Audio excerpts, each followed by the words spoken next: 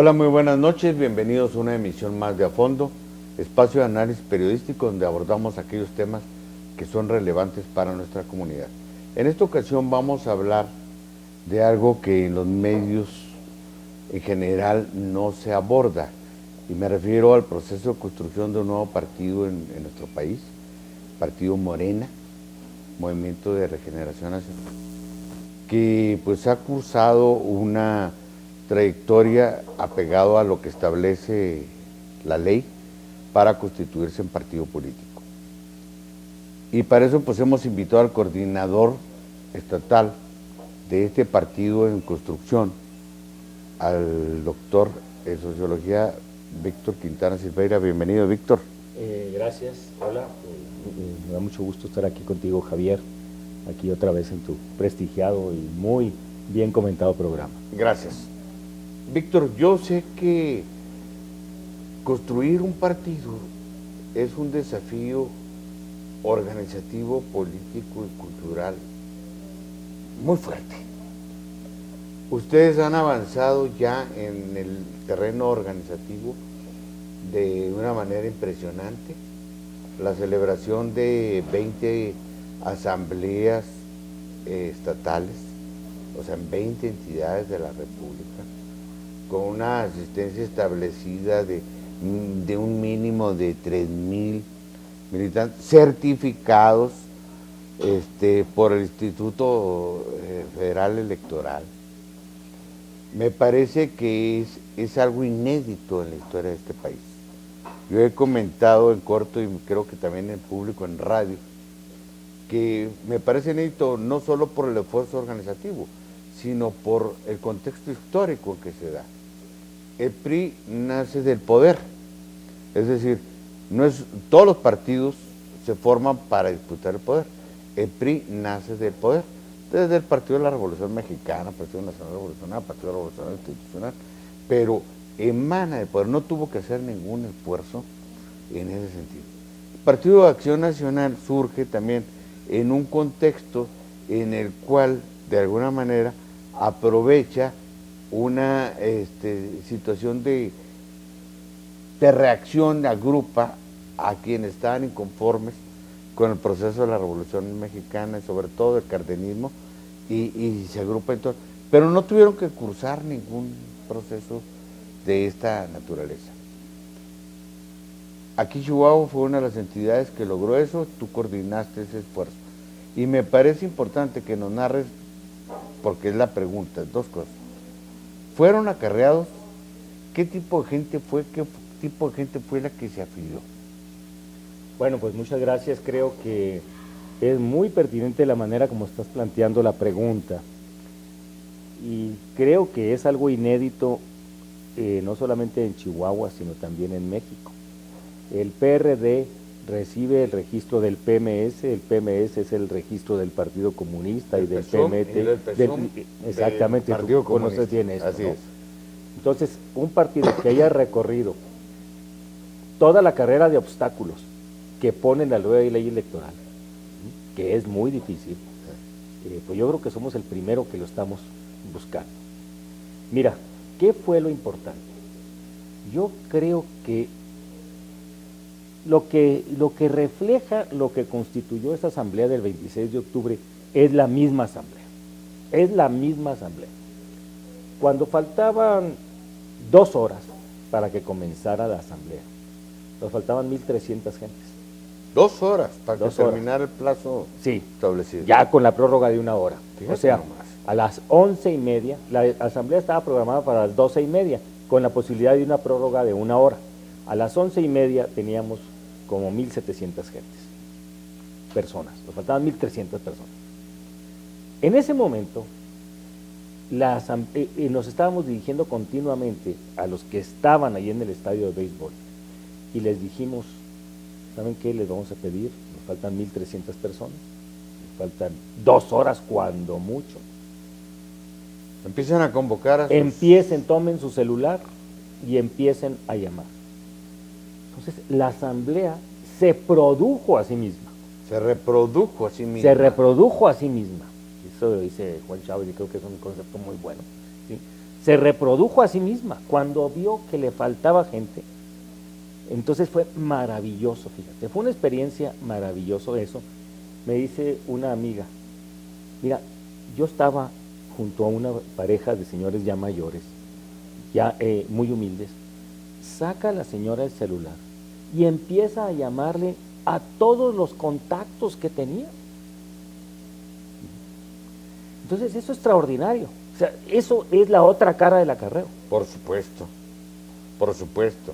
Y qué bueno que lo explicas, porque en los medios, y no traigo nada contra los medios, pero creo que fue una desinformación. Fue una desinformación. Diciendo que no se completaba el quórum porque los acarreados que venían, no me acuerdo si de Casadrandes o de Ciudad Juárez, se había descompuesto el camión, una cosa así. Como si todo dependiera de una fatalidad de un camión. De un camión. Sí, mira, cuando el mitin de arranque de campaña de Josefina Vázquez Mota, que fue muy simbólicamente en el Estadio Azul, el estadio estaba lleno al principio. Y la gente se fue. Y la gente se fue porque tuvo que esperarla 3 horas. Aquí fue exactamente lo contrario. No estaba el quórum suficiente cuando faltaba una hora, nos faltaban 300 personas. ¿Sí? Llegaron 1000 gentes, de 11:30 a 12:30 llegaron 1000 gentes, 1000 personas. Y se esperó, hubo gente que llegó a las 10 de la mañana, ¿sí? Y se esperó hasta las 12:30. Y no había grupos musicales más que aquí puros espontáneos, porque cualquier cosa. Sí, no había nada que de entretenimiento ni de gancho para jalar a la gente. Mira, otra cosa que a mí me impresionó, nada más para documentar el optimismo y la esperanza Carlos de la Monsiváis. gente, para documentar la esperanza de la gente. Compramos aproximadamente 3,000 burritos. 3,000 burritos, no eran suficientes, ¿no? Nuestra logística para repartir los burritos, el agua y las sodas, nos falló, porque todo el mundo andaba muy preocupado en llevar a la gente, no en repartir la comida. Entonces se dejaron sobre unas mesas ahí en el estadio y no hubo rebatinga. No hubo rebatinga de burritos. La gente de la ciudad de Chihuahua dijo, estos son para los que vienen de fuera, no para nosotros. La gente fue y se autosirvió los burritos. Dime, ¿eso hacen un grupo de acarreados? Por supuesto que no. Y quiero abordar en este contexto otro tema, porque creo que es parte fundamental de esto, inédito y que sorprendió a muchos. Chihuahua tradicionalmente se ha considerado un estado bipartidista, sí, donde las dos principales fuerzas políticas pues han sido PRI y PAN, sí, en donde la izquierda, exceptuando la campaña presidencial pasada, la de 2006 y la de 1988, ha tenido una presencia marginal, vamos a decirlo así, sí, en la vida política del Estado. Y sin embargo, a mí me asombró mucho, no solo en términos de cantidad que se hayan juntado los 3,206, sino que además haya sido muy representativo de la geografía política del Estado. sí. Ese fue otro dato importante, ¿no? Sí, mira. ¿De dónde? Qué bonito que me preguntas eso. Te voy a decir. Tuvimos productores agropecuarios, colonos y ejidatarios de la zona de Matachic, Temozachic, Naniquipa. Fíjate nomás, Fruticultores, un camión de allá. Tuvimos gente de Casas Grandes y Janos, amas de casa, gente de colonias populares y algunos productores también. Me dio mucho gusto ver aquí a 2 camiones de barzonistas. El Barzón no formalmente, Sí, pero gente que milita en el Barzón. de Ejido Benito Juárez. Perfecto. Del Ejido Benito Juárez. 24 camiones de Ciudad Juárez. Gente de colonias populares, intelectuales de la Universidad Autónoma de Ciudad Juárez, maestros, muchos maestros jubilados, jóvenes activistas por el agua de Jiménez,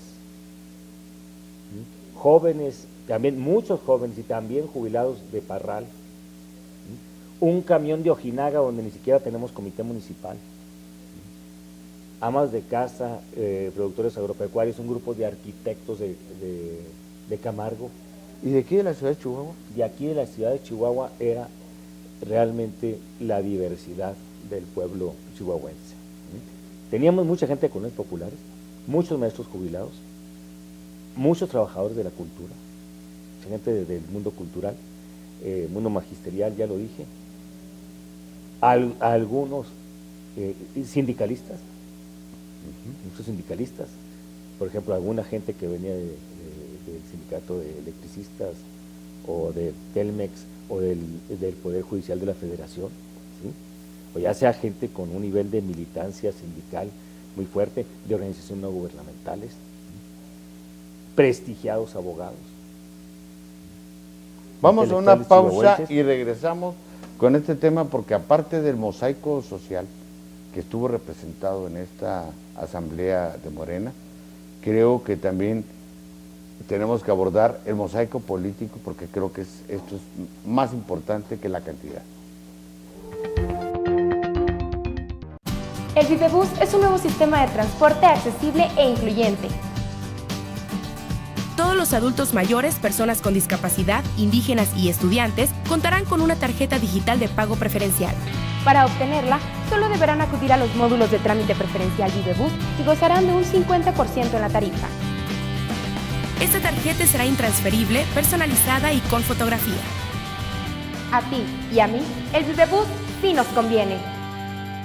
Si vives en zonas de riesgo y se presentan inundaciones, sigue estas recomendaciones. Prepárate con una reserva de alimentos y agua potable. Guarda en una bolsa de plástico los documentos importantes. Integra un kit de emergencia. Recuerda mantener siempre la calma y en caso de emergencia pide ayuda al 066. Prevenir es vivir. Coordinación Estatal de Protección Civil.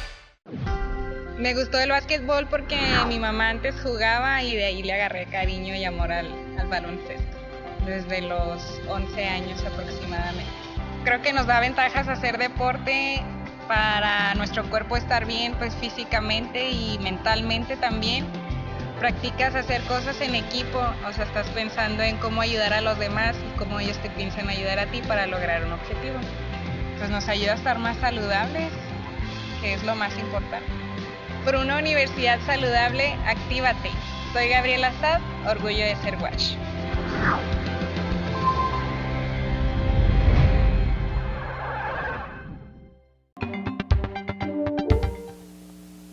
En el segmento anterior, Víctor Quintana nos ha explicado más o menos cómo se dio esta representación que dio origen y formal aquí en Chihuahua a Morena, porque tengo entendido que con esto también se acredita su presencia estatal, ¿verdad? De alguna manera, ¿sí?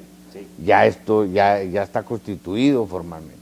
Y esto que nos estabas tú platicando, no solo es representativo de la geografía política del Estado, que es muy importante, desde luego, sino también es un mosaico político que habla efectivamente de que este partido está surgiendo como lo que en un inicio se dijo, no como un grupo de políticos profesionales, sino como expresión de un movimiento social que recoge los distintos segmentos que tienen inquietudes, que están inconformes con la situación actual y que buscan mejorar su condición. ¿Estoy en lo correcto? Totalmente. Yo creo que la Asamblea, y tú sabes que yo soy especialista de movimientos sociales, sí. La Asamblea en Chihuahua fue un movimiento social. Exactamente. ¿Sí? Eso como, a mí me llamó mucho la atención. Como tú lo dices. Realmente es una... Y Andrés Manuel, que iba muy contento, no creía Andrés Manuel. Dijo, me rindo ante ustedes, ¿verdad? Me rindo ante ustedes. En el sentido de que él estaba en duda de que pudiera lograrse... Aquí en Chihuahua, ¿sí? Dijo, miren, toda esta gente que vino, me dijo, esta gente que vino, no vino tanto por nosotros, Víctor. Vino porque está harta de los malos gobiernos, está harta de los malos salarios, está harta de la inseguridad, está harta de la corrupción. Eso es lo que vino a expresar esta gente ahorita y hay que darle respuesta. Y yo creo definitivamente que es así, Javier. Bueno, y yo decía que construir un partido representa un desafío en lo organizativo. Y decía que también en lo político. Mira, acabo de leer el Latinobarómetro, que es una encuesta que se hace cada 10 años en distintos países de Latinoamérica, para medir el grado de aceptación, de rechazo o de duda que en los distintos países de América Latina tienen los ciudadanos respecto a la democracia. Ya no en sus gobiernos, sino al concepto más amplio de la democracia.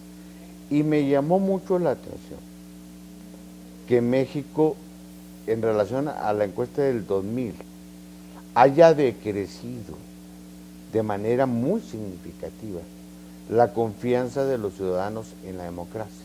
Los años que tenemos la democracia. Exactamente, me llamó mucho la atención porque se supone que efectivamente el proceso de transición democrática inicia en el 2000, bueno, viene desde antes, pero se plasma en la alternancia en el 2000. Y entonces, paradójicamente, se observa una regresión en cuanto a la confianza, lo cual quiere decir que hay una frustración de la gente. Y cuando hablamos de democracia, hablamos de órganos de representación popular, Cámara de Senadores, Cámara de Diputados, hablamos de organismos electorales, IFE, Instituto Estatal Electoral, tribunales electorales, hablamos de partidos políticos, ¿verdad? Hablamos de candidatos. Entonces, esa es mi lectura. Cuando yo veo esos datos y que nos sitúan a niveles de Honduras, en términos de confianza y credibilidad en la democracia, digo, bueno, pues ¿qué pasó? Y me llega a mí, yo hago la deducción de que entonces la gente no confía, para empezar, en los partidos políticos. ¿Cómo Morena va a enfrentar este reto? Sí, es un reto muy importante y es para hacer pensar a cualquiera esto, el resultado del Latinobarómetro. Mira, un principio de esperanza, como diría Mark Bloch, principio de esperanza, y por otro lado, un lodazal. Te voy a explicar dos cosas. Es el principio de esperanza lo que te va a ayudar a salir del lodazal, pero no puedes evitar el lodazal. El principio de esperanza es esto que hizo la gente el 26 de octubre aquí en México y que lo ha hecho ya en otros 20 estados de la República. Es esto lo que nos dice. Hay gente que quiere cambiar las cosas. No es la misma izquierda de siempre. Sí había gente como Toño Becerra, por ejemplo, como el profesor Ramón Sánchez, pero había muchos jóvenes que nunca habían estado en ningún partido político. Bueno, entonces, eso es. Y la decisión de decir, nos van a confundir con la clase política que está enlodada, pero no hay de otra. O sea, no puedes hacer política sin meterte junto con la clase política. El asunto es que tienes que distinguirte en tu actuar de ellos. ¿Cómo le vamos a hacer? Digo, acaba de recibir la semana pasada un correo, de esos que se mandan por lista, diciendo que se apriete el cinturón el gobierno. Entonces, donde pide que se reduzcan a la mitad los salarios de los altos funcionarios de los tres poderes, por ejemplo, y que se le reduzca el financiamiento a los partidos, dice, que reciben mucho dinero del pueblo, hasta el Morena, cosa que es falsa. Sí, porque todavía no es partido. No somos partido político. Acceso a prerrogativas. No tenemos acceso a prerrogativas, pero de todas maneras ya nos ponen ahí y eso te prefigura cómo nos van a poner. Yo creo que aquí es el gran desafío del Morena, demostrar en la práctica que queremos rechazar los vicios de la clase política, los vicios tradicionales de la clase política. Y yo te diría, primero de ellos, y tú me lo dijiste ahorita antes de comenzar el programa, nosotros queremos primero que nada transformar a México. Para eso es importante el poder, pero nuestro objetivo fundamental es transformar a México. Claro. ¿Se necesita el poder? Sí, pero si no llegamos al poder vamos a estar luchando por transformar a México, en el sentido de una mayor justicia, mayor libertad, mayor equidad.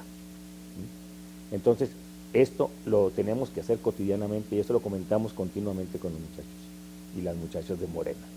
compañeros, no se trata nada más del cumplir los requisitos, sino decir cómo vamos a vincularnos con las luchas de la sociedad chihuahuense.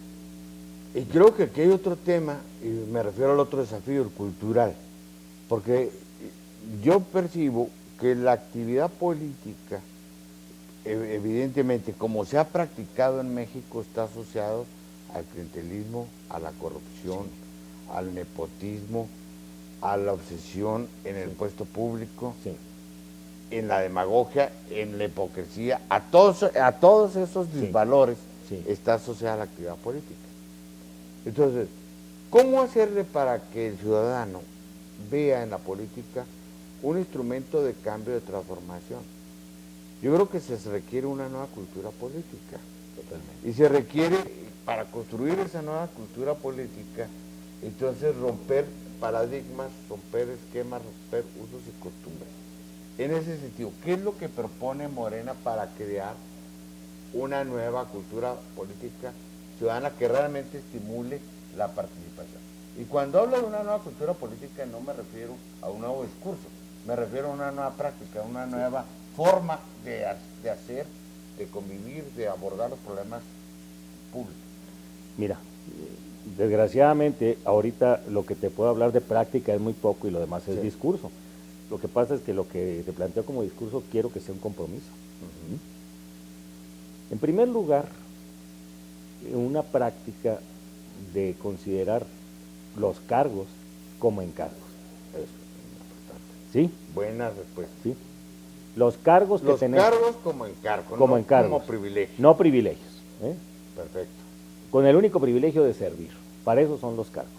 Que es te da un encargo el pueblo, te da un encargo el partido, te da un encargo el movimiento, un encargo de que sirvas en este aspecto. Primer aspecto. Segundo, quitar todo lo que suene a privilegio en los puestos del partido. Hay gente que ha llegado al extremo de decir que no se pague nada, ni aun cuando tengamos prerrogativas. Creo que es un extremo un poquito. Se están yendo al otro extremo, pero creo que yo pienso, por ejemplo, que se debería pagar, pero no de tal manera que una gente viviera de eso nada más. Te voy a poner un ejemplo que a mí me impresionó mucho.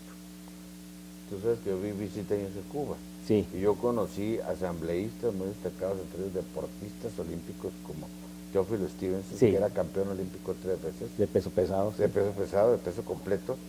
Y él, como asambleísta, como legislador, como diputado de la Asamblea Popular, ganaba lo mismo que había ganado como en su empleo. O sea, lo único que hicieron fue prolongarle, decirle, ok, tú estabas trabajando en tal parte, ganabas tanto, ahora vas a ser diputado, vas a ganar tanto, pero ni te va a beneficiar ni te va a perjudicar. Vamos a una pausa y regresamos. Eso es una me parece idea. que esto es fundamental para concebir una nueva cultura política.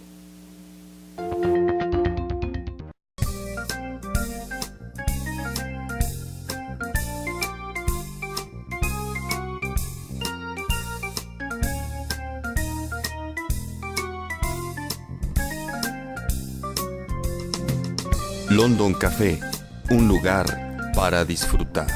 Olvídate de cargar efectivo o estar buscando cambio. El sistema de pago Vivebus es fácil y muy práctico.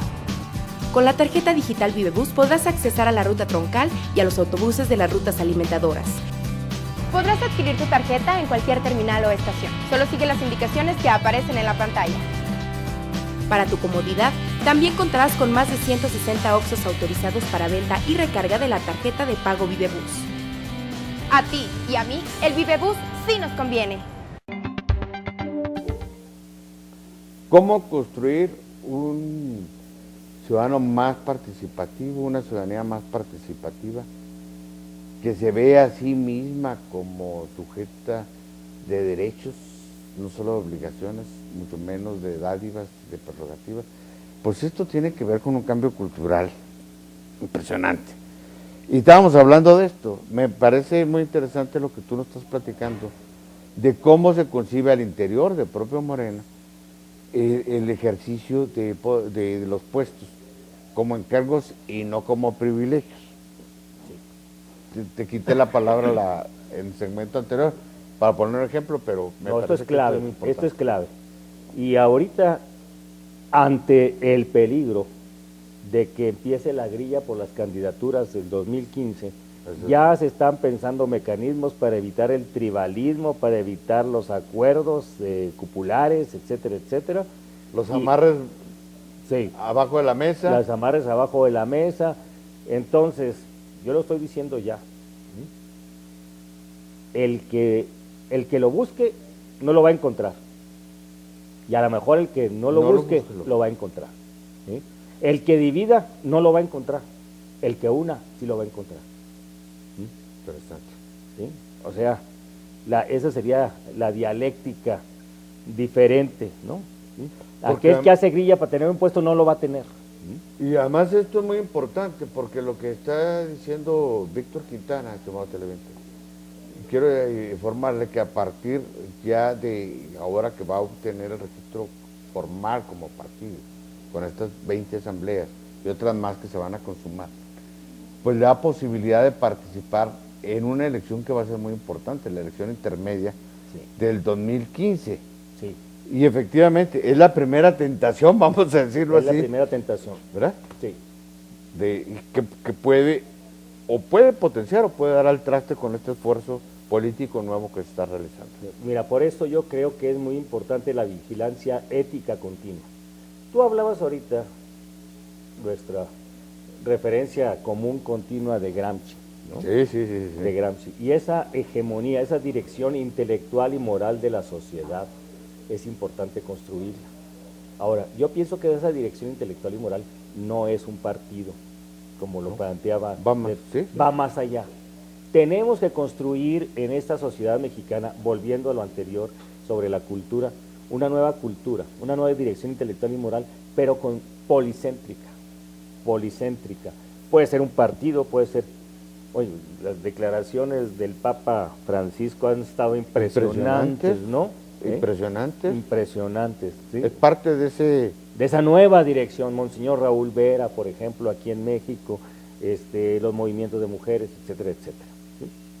Entonces, creo que la sociedad mexicana se encuentra en un estado de una gran decepción hacia la clase política, con toda la razón. Pero eso, en lugar de ayudar a que la clase política supere los vicios, hace que se aleje más de la clase política y la clase política encantada. Entre más alejada y encapsulada está, pues más sigue haciendo lo que le da su gana. Entonces necesitamos, y esto no nada más para controlar la clase política. Si tú ves, seguramente ya lo leíste, el reciente libro de Edgardo Buscaglia, Los vacíos del poder. ¿Cómo no? ¿Sí? O sea, tenemos estos niveles de inseguridad porque el tejido social se abrió tremendamente y penetró la delincuencia, porque no nos organizamos, porque no participamos, porque no estamos vigilantes, porque le dejamos todo al gobierno, porque le dejamos todo a la IP, y la sociedad se afloja, se aguanca, y por ahí entra el tejido social, la delincuencia. Penetra en el tejido social esos factores perturbadores y negativos. Y negativos. Entonces, tenemos que construir una sociedad mucho más entretejida, mucho más participativa y organizada en todos los aspectos. Y a propósito de eso, y ahorita que estás hablando del tejido social, te lo comenté antes de iniciar el programa y te lo pregunto ahora públicamente. A mí no me gusta el concepto de regeneración, lo estuve analizando detenidamente desde la perspectiva de la biología. Regeneración es la reactivación del movimiento para recuperar tejidos dañados o que se desaparecieron. Sí. Entonces yo me pregunté, bueno, si esa es la visión ¿qué es reactivar el movimiento para recuperar qué tejidos? Porque, está bien, hemos perdido eso que dices tú, ha sido poroso el tejido social, Sí. se ha infiltrado delincuencia, se ha infiltrado corrupción, se han infiltrado muchos fenómenos que han trastocado la convivencia social.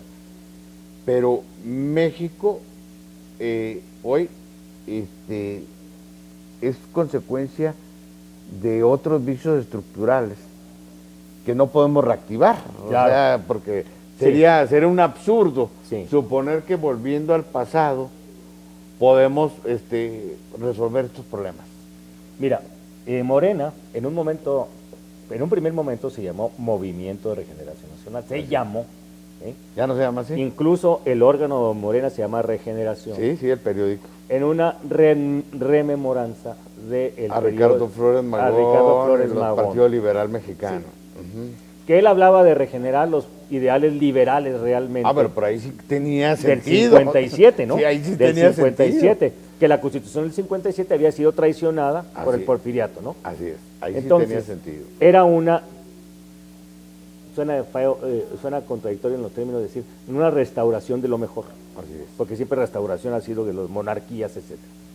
Entonces, con esa idea justiciera muy nacionalista de Flores Magón, Andrés Manuel le llama Movimiento de Regeneración Nacional. Esto, cuando yo estuve en Francia, quiero decirte, cuando me decían, ¿y tú en dónde estás en México? Le decían, en Movimiento de Regeneración Nacional. En Francia esto de regeneración, que tienen la experiencia de la restauración de la monarquía y todo Pues esto. sí. Les sonaba eminentemente conservador. Pero, por angas o por mangas, o porque llegó de varios lados, ya no nos llamamos Movimiento de Regeneración Nacional, nos llamamos Morena simplemente. Morena. La Esperanza de México. Así se llama. Ya no es Movimiento de Regeneración Nacional. Perfecto. Fíjate, me da gusto escuchar esto porque te digo, mucha gente, pues sí lo veíamos así, o sea, es una expresión de alguna manera de vuelta al pasado. Mira, Morena, la Esperanza de México. Ahí lo tiene usted. Sí. Muy bien. Oye, Víctor, y otra cuestión que me parece importante, porque los partidos tienen que definirse en términos concretos ante la situación que está viviendo los ciudadanos. Sí, totalmente. Más allá de las propuestas programáticas, de estatutos, que luego a la gente no le dice mucho. Yo creo que las definiciones políticas son claras y quiero que abordemos dos temas en relación a esto. Acaba de anunciarse, justamente cuando Andrés Manuel López Obrador decía que era factible una alianza con el Partido de la Revolución Democrática, el PRD anuncia que se retira, no digo que rompe porque todavía eso no se sabe, se retira de la mesa del Pacto por México porque considera que la propuesta de reforma política electoral y de la reforma energética no se ajusta a los planteado en el pacto y además está siendo negociada, está siendo usada de moneda de cambio una con la otra para sacar una reforma mucho más agresiva en términos de privatización en materia energética. ¿Te parece que regresemos con este tema después de este corte? Con mucho gusto. Regresamos. Me gustan mucho los deportes de combate. Mi madre desde pequeño fomentó el deporte, siempre buscó que hiciéramos alguna actividad física por la disciplina que fomenta el karate. Me enseña muchísimas cosas, a respetar a mis rivales, a ser responsable, a ser cumplido.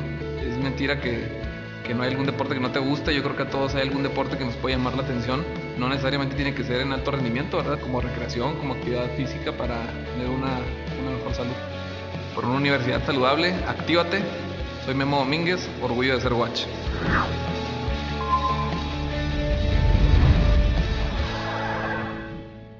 Abordar el Vivebus es fácil, cómodo, pero sobre todo seguro. Recuerda siempre cruzar por las esquinas y avanzar cuando el semáforo te lo indique. La entrada y la salida a la estación o paradero será siempre por la rampa. Si no cuentas con tu tarjeta al entrar, puedes adquirirla. Si ya la tienes, puedes consultar o recargar tu saldo. Todo aquí en la máquina expendedora de tarjetas. A unos pasos está el acceso general. Solo pasa tu tarjeta y automáticamente cobra el pasaje y tendrás libre acceso al autobús de la Troncal. A ti y a mí, el Vivebus sí nos conviene. La gente ha estado muy a la expectativa de cuál es la postura que cada partido, cada fuerza política, cada corriente asume en relación a las famosas reformas estructurales. ¿Por qué digo esto? Porque la gente se entiende, y es de sentido común, que esto dice más que cualquier discurso, que cualquier programa, que cualquier expresión en ese terreno. ¿Cómo visualizas tú esto que está ocurriendo en el PRD? yo te voy a dar mi punto de vista muy Sí. personal, Sí. ¿verdad? Hubo una nueva oferta para que el fundador del PRD, Cuauhtémoc Cárdenas, volviera a asumir la dirección de ese partido. Cuauhtémoc Cárdenas tiene 80 y tantos años. 79. 79, bueno, va para los 80. Incluso le ofrecieron modificar el estatuto para que se permitiera la reelección de expresidentes como ya lo había sido Cuauhtémoc Cárdenas. Yo lo entendí en dos sentidos. Uno, darle fortaleza al PRD en el tema de la reforma energética, porque el Cuauhtémoc Cárdenas pues es hijo de un ícono, el creador de la expropiación petrolera, Lázaro Cárdenas, su padre. Pero también como una especie de vacuna de los chuchos, de los que dirigen ahorita el PRD, ante su desmoronamiento, porque si ellos, y creo que la retirada de la mesa obedece a ese es un instinto político, Sí. si no dan un signo de dignidad y opositora, pues entonces Se van a vaciar. se van a vaciar. Y creo que esta es una respuesta a la construcción de Morena. ¿Cómo lo visualizas tú? Pues de alguna manera, bueno, mis mayores respetos a las bases del PRD, pero creo Estamos que hablando de la dirigencia. de la ¿no? dirigencia, pues ahorita se está sufriendo los bandazos. Mira, voy a poner un ejemplo que a lo mejor puede sonar medio machista, ¿sí? El PRD se está sintiendo ahorita como a la muchacha que le ofrecieron el primer vals y van y la sientan y luego sacan a otra a bailar. El PRD salió a bailar con el PRI para la reforma fiscal y el PAN estaba sentado, se quedó sentado. Y estaba enojado, Y además. estaba enojado, Sí. estaba haciendo un berrinche. Ajá. Y ahora sientan al PRD Y sacan a bailar y al sacan PAN. a bailar al PAN y es el mejor baile. ¿Sí? Entonces, Ahora el berrinche lo hace el PRD. ahora el berrinche lo hace el PRD. Pues si ya sabías cómo se las gastan, ¿qué te andas rompiendo las vestiduras ahora? Yo le diría a Yuso Zambrano. ¿Sí? O sea, era perfectamente previsible esto que está sucediendo. Pero además es perverso, Sí, Claro. Y mira, y voy a citar no a alguien de la izquierda, sino, bueno, alguien que podemos considerar de izquierda, pero un partido de derecha, como Javier Corral, que en la mañana del jueves dice en el programa de Carmen Aristegui, están canjeando la reforma energética por la reforma política, en lo oscurito, al interior del pacto. Que él ya había hablado de las fracturas pactadas del pacto. Las fracturas pactadas. Ya las había Sí. hablado y hasta así yo hice un programa Sí. en relación con ese tema y así lo titulé porque siguiendo a Javier Corral, que así Sí. lo dijo también Sí. con Carmen Estrella. Vamos a bailar primero con el PRD y después no te sientas porque vamos a bailar con el PAN. Entonces creo que esto nos demuestra que a final de cuentas las posturas consecuentes jalan, ¿sí? Y producen cimbramientos, producen temblores al interior del PRD. O sea, primero, tenemos que tener una figura de gran prestigio como el ingeniero Cárdenas, para equipararla al liderazgo de Andrés Manuel en la reforma petrolera. El ingeniero Cárdenas dice que no. Y ahora, pues tenemos que salirnos del pacto. O sea, definitivamente, y bienvenidos a la lucha en la defensa del petróleo, bienvenidos. O sea, de ninguna manera decimos, no, nosotros somos puros. No, bienvenido todo el mundo a la lucha por la defensa del petróleo. El petróleo no es de Morena, el petróleo es del pueblo de México. Es del pueblo de México. Sí. Pero fíjate, en relación a lo que estás diciendo, me parece que más allá de este juego es muy evidente de que te utilizo ahora a ti para que me allanes el camino a esta reforma y luego después hago el acuerdo con el otro para allanar el camino a la otra reforma, al PRD con la fiscal y al PAN con la energética. Sí, Te queda en medio de la reforma política electoral. sí. Y hay algo que a mí me llama mucho la atención, que creo que va más allá de una aspiración de restauración del centralismo autoritario Sí, y del presidencialismo. Este esquema de configurar un órgano electoral nacional, que por ahí leí un día que tú lo avalaba, no es una vacuna también contra Morena, no es una idea de, bueno, si se nos escapa en el sureste o en el centro o en esto, tenemos el control nacional. Bueno, primero... ¿No has reflexionado en eso, Sí, Víctor? sí, estoy reflexionando. Últimamente, esto de Morena no sabía. Nomás quiero reconocer públicamente algo. Yo originalmente estaba a favor del Instituto Nacional de Elecciones. Yo te leí. Pero luego estuve considerando bien el asunto. Estuve siguiendo las discusiones, vi un artículo bastante lúcido de José Woldenberg. Excelente, que fue ¿Verdad? el primer presidente del auténtico Instituto Federal Y Electoral casi Ciudadanizado. podríamos decir el único. El único, el único. El único, Pues sí, ¿no? así es. Entonces, creo que tiene la razón, y que hay que hacer una profunda revisión de las cosas, y definitivamente tiene que vigilarse, ¿sí?, que los institutos estatales electorales realmente sean autónomos. Pero Sí. hay que ciudadanizarlos. Exacto, que- despartidizarlos. sí, despartidizarlos. ciudadanizarlos, ¿no? No, no federalizarlos o convertirlos en... Porque de nada ganamos que estén en manos de los gobernadores y luego pasen a manos del presidente de la República. Y que en lugar de estar en manos del líder del PRD aquí, que tenga uno que esté en manos de los chuchos allá. Allá, pues tampoco. Espérate, Sí. Ese es un cambio aparador, nada más. Se necesita. Entonces creo que hay una...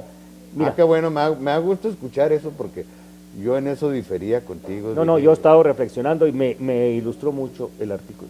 Porque un amigo mío hizo su tesis sobre eso y planteaba el Instituto Nacional de Elecciones. Ajá. Y me parecía lógico, sobre todo viendo muchos despropósitos que hay en los institutos estatales electorales. Pero Woldenberg dice, no es la manera de evitar la manumisa del gobierno sobre los institutos, el centralizarlos más. Es como dice el dicho, es la lógica del carretonero, ¿verdad? Te duele la cabeza, ¿cómo te atiendes el dolor de la cabeza? Pues córtatela. Sí, Así es prácticamente un ejercicio de esa naturaleza. Centralizarlo equivaldría a esa situación. Y ahora la reelección de los diputados. Pero tiene que ver esto con esto otro que te estoy diciendo. Yo lo estoy visualizando, me atrevo a decirlo públicamente porque cada vez tengo más percepción de que por ahí va el asunto. Esto también, esta reforma política electoral... Oye, disculpa interrumpirte. No sé qué le pasa a uno que conforme le van apareciendo las canas se hace más perceptivo. No sé, pero es la experiencia. Sí. Pero esta reforma también tiene otra dedicatoria especial a Morena. Vamos a regresar con este tema en el siguiente segmento, que es el final de conclusiones, para abordar también el tema de cuál es la postura morena en relación a la reforma energética. Con el Vivebus siempre llegaremos temprano a la escuela. Y con el internet gratuito, nuestros traslados serán mucho más agradables. Con tu tarjeta Vivebus preferencial, todos los estudiantes tendremos el 50% de descuento en la tarifa. Tramitarlo es fácil y rápido. A ti y a mí, El Vivebus sí nos conviene.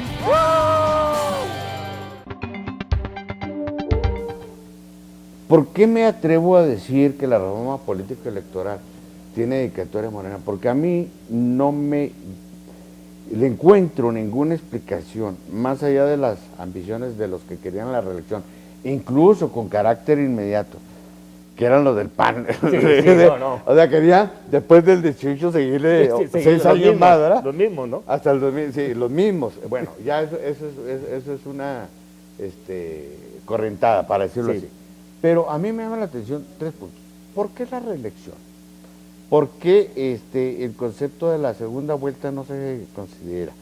¿Por qué el plebiscito ni siquiera se tiene? ¿Por qué el referéndum no se tiene contemplado? Bueno, si vamos a hablar de una reforma política electoral que dé solución a la crisis de representación y de sistema de partidos y electoral que estamos teniendo, pues tenemos que hacer una transición, alguna especie de mixtura entre la democracia representativa y la democracia participativa. Pero esto no va para allá. No va para allá porque, de nuevo, es la clase política tradicional la que la diseña. Es la clase política y uno de los puntos fundamentales es esto de la reelección. Ellos dicen, es que con la reelección se premia o se castiga el desempeño. como si tuviéramos muchos elementos para ver eso, para premiarlos. Para castigar más tenemos bien mucho, para castigarlos todos, pero para premiarlos premiar no. muy poco. Pero además, en este país de desigualdades, a un contendiente de alguien que está en el puesto, lo pones en una situación de mucha desventaja. Por supuesto. ¿Sí? Oye, vamos a suponer que un trabajador, bueno, un maestro, quiere contender contra el que es senador de la República. Un maestro que gane 20,000 pesos mensuales. Y un senador gana 234,000 pesos mensuales. ¿Eh? O si ya nada más con eso, maestro. Ya nada más no hay con, forma de. Ya no hay forma. O sea, es una competencia. Se rompe toda equidad electoral. Toda equidad electoral se rompe. ¿Sí? Entonces, creo que a mí no me convence la reelección. Creo que hay otros mecanismos para premiar o para castigar, como es el referéndum, el plebiscito, la revocatoria del mandato. La revocatoria del mandato. Porque ¿sí? ¿Cómo se puede Porque tenemos que esperar 6 años, ¿no? Así es, a tener un control sobre el ejercicio del Poder Legislativo, de la representación, que rindan cuentas, y el ciudadano que le otorgó su voto puede exigirle si no hay la revocación de mandato? Claro. Es que es elemental eso. Sí, ¿por qué tienes que esperarte 6 años? Dentro de 6 años... ¿Ya para qué te voy a castigar? Ese ya me ultimátum. castigaste en 6 años, ¿ya para qué te voy a castigar? Sí, por favor. El ultimátum del papá, el papá tímido, ¿no? Sí. Ya nomás te voy a aguantar 6 años a que me hagas eso, Sí. ¿eh? La última que me hagas ahora verás dentro de 6 años. No, eso no es un castigo, ¿no? Entonces, es el referéndum. Porque definitivamente no se está pensando en pasar de la democracia de partidos a la democracia de ciudadanos. Y hay un punto ahí fundamental, que no nos ha aprobado, obviamente, pero se ha escuchado que ya llegaron a un acuerdo de que no se apruebe la consulta ciudadana para efectos de la modificación de reformas constitucionales. O sea, se puede hacer después de que se apruebe. Sí. Hasta ahorita está así en la Constitución. Sí. Pero le vea, y creo que por eso digo que esto es una respuesta tanto a Morena como al propio Cuauhtémoc Cárdenas, que están planteando de que antes de que se haga cualquier modificación a la Constitución en materia energética, se haga una consulta ciudadana para saber qué piensan los ciudadanos, porque esto es un tema nacional fundamental de seguridad nacional estratégico. Sí. Y le están rehuyendo a eso, porque yo creo que esa consulta demostraría claramente, por lo que tú quieras, que las 2/3 partes de los mexicanos no están de acuerdo con la reforma. Eso lo están temiendo. Mira, y me da mucha risa. Ahorita ya comenzó la época de los informes de los diputados federales. Y ya llegan y hacen su show. ¿Sí? Ex post. Así es. No vinieron antes a preguntar sobre la reforma fiscal. Y ahora vienen a decirnos que consiguieron no sé cuántos millones de pesos. Después de que firmando la reforma fiscal extrajeron no sé cuántos millones de Juárez. Y ahora vienen a decirnos que consiguieron 3, 5, 30 millones de pesos. Entonces, esto es fundamental y esto es una tarea del Morena. Ser el Morena no un partido de ciudadanos, sino ser un partido que contribuya a fortalecer y a ampliar la participación ciudadana en este país, no necesariamente afiliada a Morena. Claro. Ser un dinamizador de la participación ciudadana. Estamos pensando proponer que las candidaturas del Morena, una muy alta cuota sea obligatoriamente gente de la sociedad civil. ¿Pero qué van a hacer en concreto? Porque ya esto se viene. Incluso hay quien está hablando de que el 12 de diciembre, día de la Virgencita, van a dar Guadalupanazo y van a aprobar la reforma energética. ¿Qué va a hacer? Yo sé que Morena, López Obrador, está convocado el 1 de diciembre para una concentración en el Zócalo. Bueno, pero por muchas concentraciones que se hagan en el Zócalo, no se va a evitar esto si no se pone en marcha algo que movilice a los ciudadanos y que tenga repercusión legal jurídica para impedir esto. Lo que estamos haciendo ahorita es lo que intentamos hacer el jueves en la mañana en Chihuahua, pero lo vamos a hacer el próximo martes, es hacer presencia en los congresos de los estados y pedirle a los congresos que exhorten al Congreso de la Unión a que antes de cualquier reforma energética se consulte a la ciudadanía. Hacer un gran movimiento nacional de cabildos y de congresos, que haya una expresión fuerte de los órganos de representación popular, que diga, aunque no esté previsto por la ley, no es ilegal, le conviene a la salud del país hacer una consulta al respecto. Y que nos digan, más allá, porque hasta ahorita no nos han dicho más allá de que se requiere modificar el 27 y el 28, donde le quieren quitar el concepto de que el sector energético es estratégico. Estratégico, sí. Para ponerle prioritario. Sí. Pero yo sé que ya está negociando PRI y PAN el concepto, la figura de los contratos de participación, ya no en términos de coinversión, sino en términos de licencia. De licencia, que es como una concesión. Es una concesión. Como las mineras. Es como las mineras. Entonces, incluso hay una situación que se está desarrollando que no nos han dicho, muy distinta incluso a la que ofreció Peña Nieto. Sí, y esto es lo que cuesta caro el amor del PAN. El PAN está diciendo, te es muy tímida tu reforma, nosotros apoyamos si te vas hasta acá. Y ahí está. Y hacia allá van. Ya lo reveló Bloomberg y Wall Street Journal hace unas semanas. Esas negociaciones en lo oscurito. Eso es lo que hay que ver. Y están hablando también, pues, de que esto implica, para que nuestros televidentes tengan claro, ya no se trata de un contrato donde una empresa nacional o transnacional se avienta en un contrato de riesgo, dice, si hay petróleo, sacamos petróleo, lo vendemos, ganamos, me das un porcentaje, sino ya es quedarse con la renta petrolera, con el petróleo. Con la renta petrolera, exactamente. Y forma parte de sus activos. Entonces, esto sí es una auténtica, no solo privatización, sino expropiación del petróleo. Expropiación del petróleo, quitárselo a los pobres, pues, chucho el roto al revés, a los ricos. Víctor, vuelvo a preguntar, más allá del mitin de primero, ¿qué va a hacer Morena para esto? Acciones en las plazas, aprovechar espacios que generosamente nos brindan como esto para hacer conciencia con la gente, y no podemos ir allá más de la no violencia, cercar de una manera pacífica el Senado y la Cámara de Diputados, cercar los congresos de los estados para que la reforma constitucional no tenga efecto. Al menos hacer patente que el grueso de los mexicanos no estamos de acuerdo con esa política de privatización, porque yo lo digo y lo digo en lo personal, yo no estoy de acuerdo con esos contratos de presión, porque me parece es una regresión, no es una modernización.